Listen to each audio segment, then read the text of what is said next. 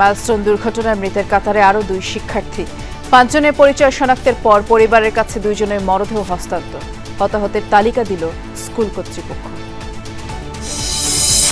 আহতদের চিকিৎসায় প্রাণান্তকর চেষ্টা সহায়তা করছে চীন ভারতের টিমও। 3 দিন পর সাংবাদিকদের ঘটনাস্থল ঘুরে দেখালো সেনাবাহিনী। সাবেক প্রধান বিচারপতি খায়রুল হককে কারাগারে প্রেরণ। দৃষ্টান্তমূলক বিচার দাবি বিএনপি ও জাতীয়তাবাদী আইনজীবী ফোরামের।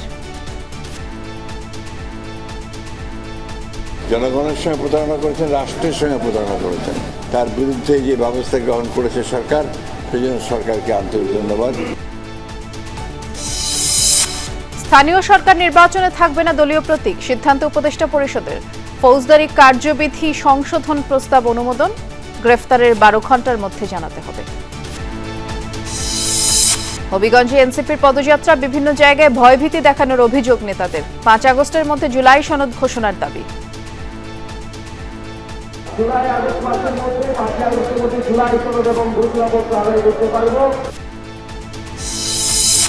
রাতের বাংলাদেশে এছাড়াও থাকছে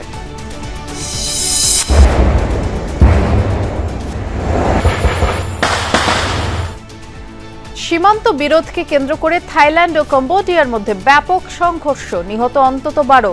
কূটনৈতিক সম্পর্ক ছিন্নের হুমকি 2 দেশের।